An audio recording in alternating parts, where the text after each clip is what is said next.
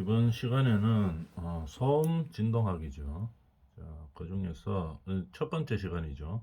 그래서 소음 진동과 관련한 많이 사용되는 용어들에 대해서 우선 첫 시간이니까 한번 알아보고 그 다음부터 이제 진도를 나가도록 하겠습니다. 우리가 저 산업 사회가 발달하면서 소음 진동에 대해서 이 중요성이 많이 부각되고 있죠.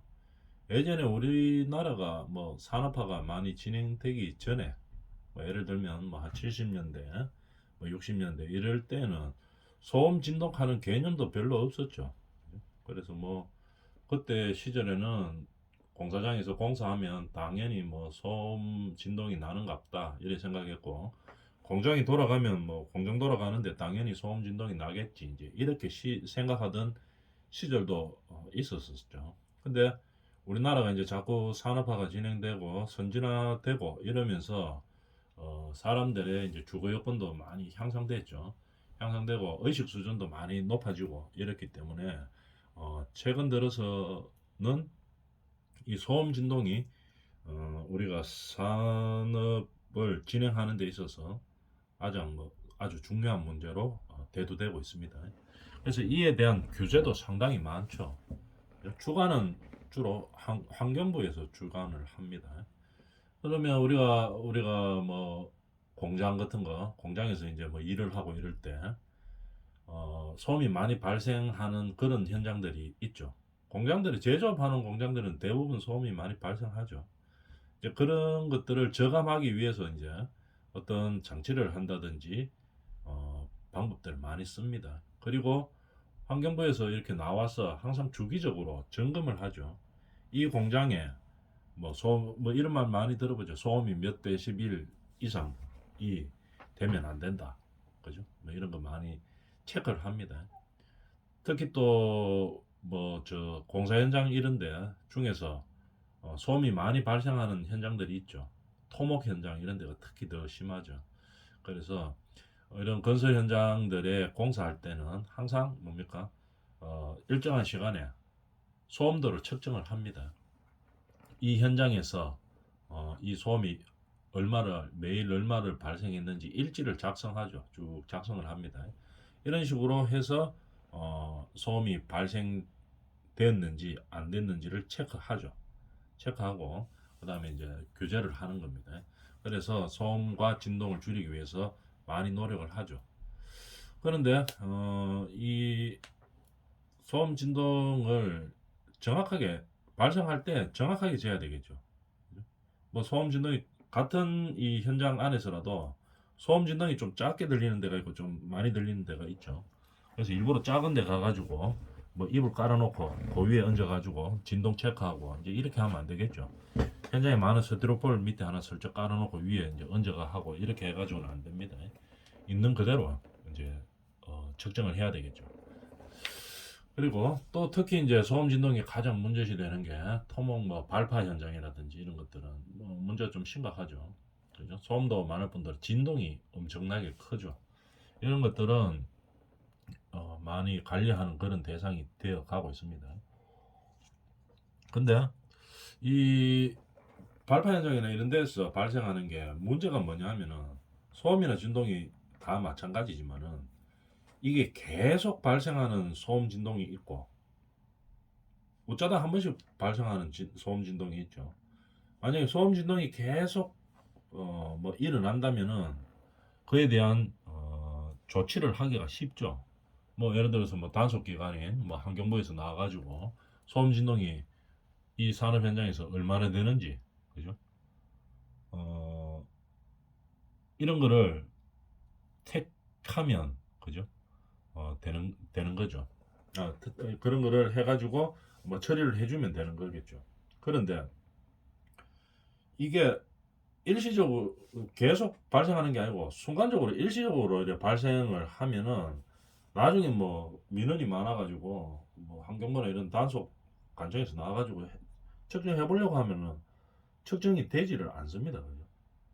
왜냐하면 계속 발생해야 되는데 뭐 단속 나는 줄 알고 이제 조그맣게 하고 뭐 이렇게 하는 사례들도 좀 있죠. 그래서 항상 어떻게 소음 진동은 이 계속 발생하는 것이 아니기 때문에 한 번씩 발생하는 경우들도 많이 있죠. 이렇기 때문에 그에 대해서 우리가 교제할 수 있는 이런 사업자들이 그런 의식을 가지고 있어야 되겠죠. 그래서 주변에 피해를 주고 이렇게 하면 안 되겠죠. 그래서 소음 진동에 관해서 요즘은 많은 산업 부분에서 큰 비중을 차지하고 있습니다. 그래도 법도 상당히 많이 강화되어 있죠. 소음 진동이 일정치 이상으로 되면은 그에 대해서 어떤 규제들이 많이 있습니다. 특히 어, 요즘 들어서 많이 층간 소음 뭐 이런 거 있죠. 그에 대한 규제들 뭐 사회적으로 문제가 많이 되었었죠. 층간 소음들 때문에 뭐 이웃 간의 싸움도 많이 일어나고 뭐 안 좋은 일도 많이 생기고 이렇게 하다 보니까 그에 대한 규제가 많이 강화됐습니다. 법으로 강제를 하기 때문에 어떻게 많이 바뀌었죠. 그래서 보통 우리가 한 2000년대 전만 해도 보통 뭐 우리 아파트 같은데 슬라브 두께 이런 거 슬라브가 이제 바닥이죠. 바닥 두께 같은 거는 보통 뭡니까 한 15cm 정도 12에서 15cm 정도 한 15cm 정도로 이렇게 보통 했었습니다. 그 얇게 해도 어, 우리가 뭐 구조적으로는 별로 문제는 없습니다. 슬라브 같은 거는 한 15전 정도 이렇게 되면 15전이 15cm라는 얘기입니다. 그렇게 되는데 이게 소음이 많아요. 그러다 보니까 요즘은 뭘 합니까? 그에 대한 교제책으로 층간소음제를 넣고 그 다음에 슬라브 두께를 두껍게 하죠. 보통 요즘은 콘크리트 뭐로 저 슬라브를 타설하면 보통 23cm, 25cm 막 이렇습니다. 그래서 엄청나게 많이 늘었죠. 아무래도 그 슬라브 두께가 늘어나면 철근도 더 많이 들어가겠죠. 무게가 무거우니까. 그래서 철근도 많이 들어가고 그 콘크리트도 두꺼워지고 그러다 보니까 공사비가 자꾸 늘어납니다. 늘어나지만도 어떻게 됩니까? 소음이나 이런 부분들은 진동 부분들은 좀 확실히 줄어들었죠. 요즘 짓는 아파트들에 가보면은 옛날만큼 막 그렇게 심하지는 않습니다. 위층에서 떠드는 소리들이, 뭐 걸어다니는 소리들이. 그래서 이렇게 자꾸 개선돼 가는 거겠죠. 이런 소음 진동을 우리가 이제 공부해 보는데 소음하고 진동은 이게 사회가 자꾸 선진화되면서 산업이 선진화되면서 이제 자꾸 발달되는 그런 항목의 일부 항목이라고 보면 되겠습니다. 그러면 우리가 그런 소음 진동에 관련된 자주 나오는 용어들에 대해서 한번 알아보고 다음 시간부터 진도를 나가도록 합니다. 그러면 우리가 처음 배우는 과목이기 때문에 용어가 좀 낯섭니다. 그래서 우리가 어떤 분야의 전문가가 되려고 하면은 그 관련된 용어들을 잘 알고 있어야 돼요. 그래야지 전문가처럼 보이죠. 그래서 항상 어떤 과목이나 어떤 회사에서 일을 시작하면은 그 일의 전문 용어들이죠. 이것들을 빨리 섭렵해서 내 걸로 만들어야 됩니다. 그래야지 전문가처럼 보이죠. 그리고 그러고 또 뭐 그 실무 능력도 많이 키워야 되겠지만 우선에 가장 먼저 해야 될 것은 일단 용어들을 빨리 섭렵해야 되는 겁니다. 자, 그래서 용어들을 한번 봅시다. 첫 시간이니까 용어들만 보고 편안하게 한번 보도록 합니다. 소음, 소음하고 소리하고는 다르죠. 소음은 뭡니까? 사람이 싫어하는 소리고 소리는 그냥 사람이 생활하는데 자연스럽게 나는 그런 소리를 말하는 거죠. 어떤 물체가 움직여서 공기를 밀어내면서 만드는 그런 소리를 하고 그다음에 사람한테 이제 걸거치는 거죠. 그죠? 생활하는데 필요 없는 그 이상의 어떤 이야기들, 소리들 이런 걸 갖다 소음이라고 합니다. 정의는 어떻게 되어 있나 한번 볼까요? 기계나 기구, 시설, 그 밖의 물체의 사용 또는 공동주택 등 환경부령으로 정하는 장소에서 그죠? 정하는 장소에서 누구의 활동? 사람의 활동입니다. 사람의 활동으로 인하여 발생하는 강한 소리를 말한다. 그걸 갖다 소음이라고 이야기합니다. 소음은 누구의 활동으로 나오느냐? 사람의 활동입니다. 알아주면 되겠죠. 그 다음에 용어들은 쭉 읽어보면 되는데 같이 한번 쭉 읽어봅시다. 첫 시간이고 하니까 IC 규격 국제전기표준회에서 제정된 소음 측정기에 관한 규격입니다. 소음 측정기에 관한 규격. 그죠? IC 규격에 맞도록 되어 있는 소음 측정기를 가지고 산업 현장에서 소음을 측정해야 되는 겁니다. 아무 측정기나 막 써가지고 규격에 맞지도 않는 것을 같은 현장에서 측정했는데 하나는 기준치 이상이고 하나는 기준치 저 밑에고 이렇게 하면 안 되죠. 그래서 소음 측정기는 규격이 있습니다. 그 규격을 IC 규격이라고 하는 거예요. 소음 진동 배출 시설. 말 그대로 배출 시설입니다. 소음하고 진동을. 소음 진동 발생시키는 공장의 기계, 기구, 시설, 그 밖의 물체로서 환경부령으로 정하는 것을 말한다. 물론 우리 뒤쪽에 나가면은 우리 진도 나갈 때 나옵니다. 소음 진동 배출 시설, 공장은 몇 킬로와트 이상 뭐 이런 거 다 있습니다. 뒤쪽에서 자세히 해보도록 하고 공장의 기계, 기구, 시설, 그 밖의 물체에서 환경부령으로 정하는 것을 말합니다. 소음 진동 배출 시설. 소음 진동 배출 시설이 있으니까 방지 시설도 있겠죠. 그죠? 배출되는 소음 진동을 없애거나 줄이는 겁니다. 방지 시설. 그것도 환경부령으로 정하는 것을 말하는 겁니다. 소음 진동 배출 시설도 정해져 있고 환경부령으로. 그 다음에 이 소음 진동을 줄이는 것도 환경부령으로 줄이는 방지 시설도 정해져 있습니다. 정할 수 있는 거, 정하는 것이죠. 방음 시설은 뭐냐 하면은 소음 진동 배출 시설이 아닌 물체입니다. 뭐 어떤 게 있겠습니까? 소음 시설, 배출 시설 같으면 대충 뭐겠어요? 공장, 뭐 이런 걸 말하는 거겠죠. 어떤 일정 규모 이상의 공장, 아니면 뭐 건설 현장, 뭐 토목 현장 이런 시설들을 말하는 거고, 소음 진동 배출 시설이 아닌 물체로부터 발생하는 소음, 이게 뭡니까? 그럼 안 정해져가 있는 거, 뭐 피아노 학원 이런 거 말하는 거겠죠. 피아노 학원, 뭐 드럼 학원, 그 다음에 뭐 노래방, 뭐 이런 거 말하는 거겠죠. 배출 시설이 아닌데 진동을 없애거나 줄이는 시설로서 환경부령으로 정하는 것을 말하는 겁니다. 배출 시설이 아닌데 그 발생하는 진동을 없애거나 줄이는 시설을 방진 시설이라고 방음 시설, 방진 시설 뭐 같은 맥락이죠. 요거는 소음을 없애는 거고, 요거는 진동을 없애는 거고. 보통 우리가 방음 시설을 하면은 일반 건축물이나 이런 데서는 뭘 씁니까? 차음판을 씁니다. 그죠? 음을 우리가 스튜디오 이런 것도 마찬가지죠. 그래서 우리가 벽을 만들기 전에 원래 있던 벽에다가 차음제를 갖다 붙이죠.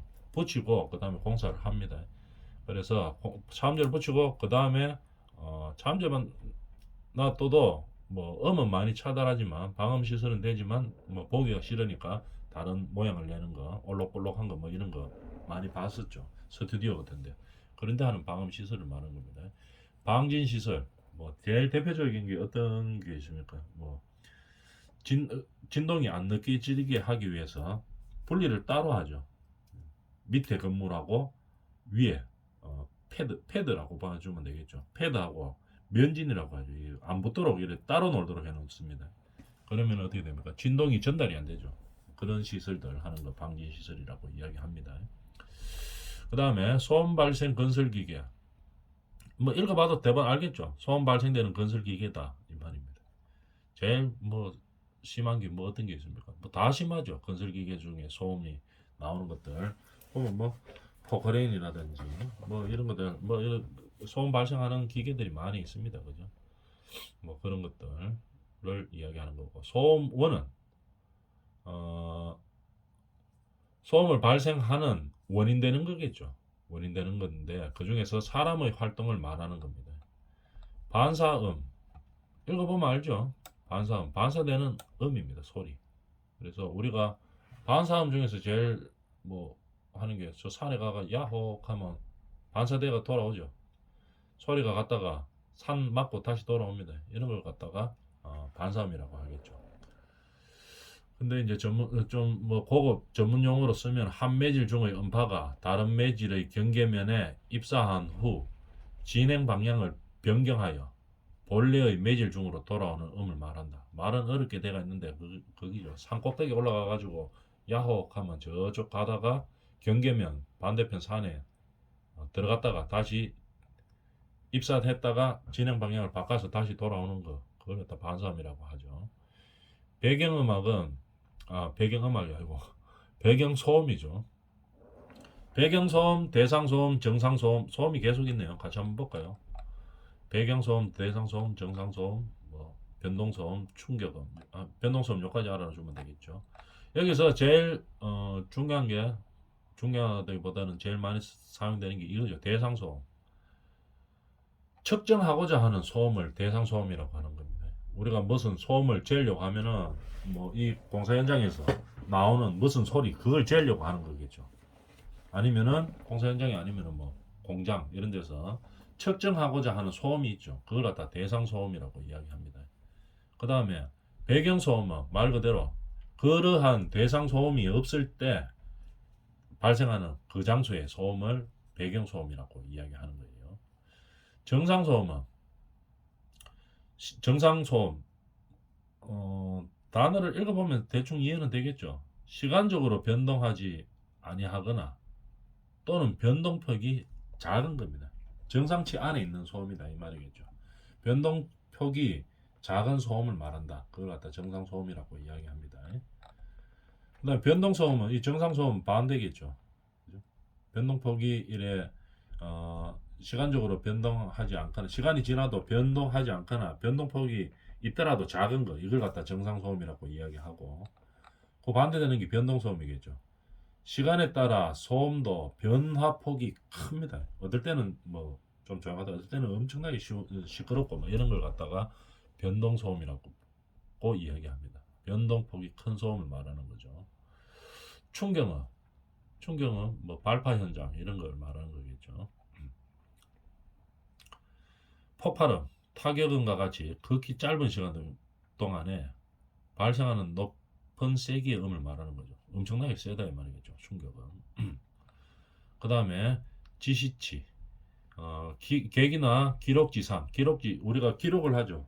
소음이나 진동 이런 것들은 기계가 기록을 다 합니다.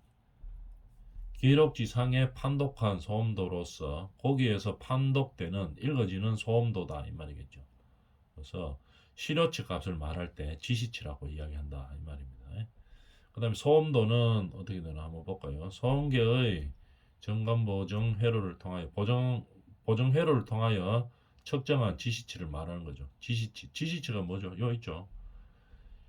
객이나 기계나 기록지상에 에서 판독한 소음도입니다.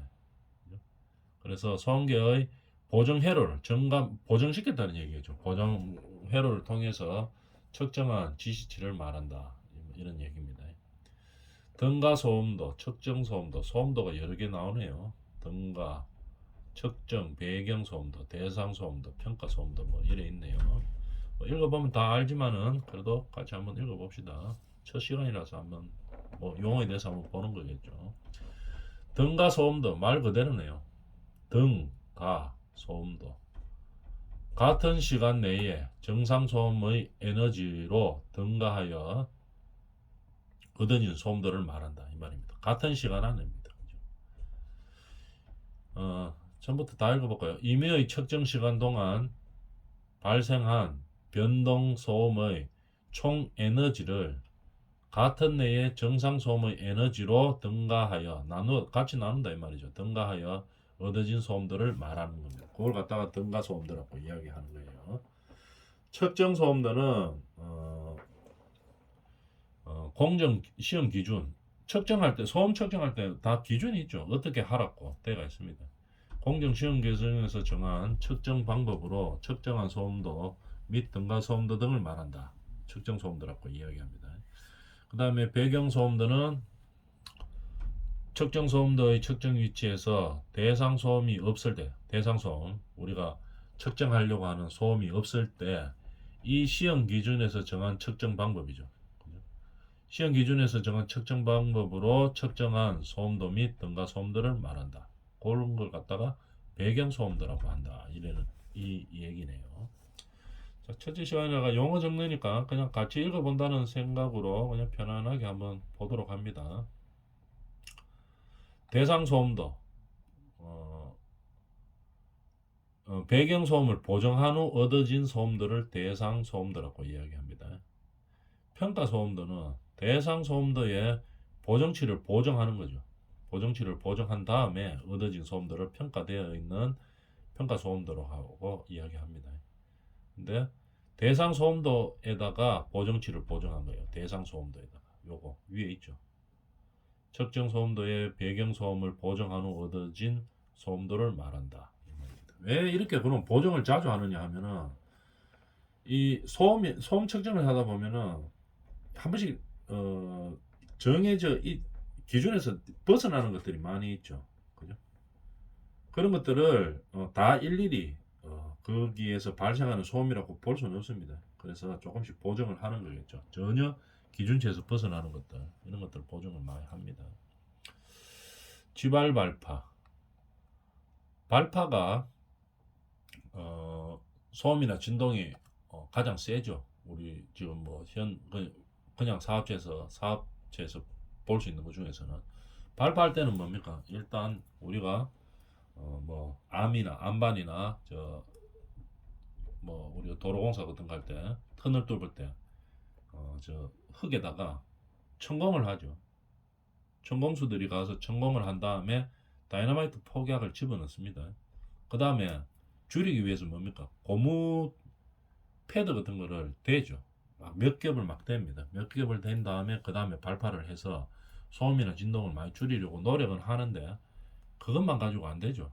좀 더 어떻게 소음이나 뭐 저 안에 산속이다가 가면은 뭐 별로 신경 쓸 필요는 없죠. 그런데 주택지하고 가깝다. 이래 되면 신경을 많이 써야 됩니다. 자, 이럴 때 지발 발파라는 말을 쓰는데 뭐냐? 지발 발파. 수초 내에 시간차를 두고 발파하는 것을 말하는 겁니다. 몇 초 안에 그냥 시간차를 두고 다다다다닥 발파시키는 것을 말하는 거겠죠.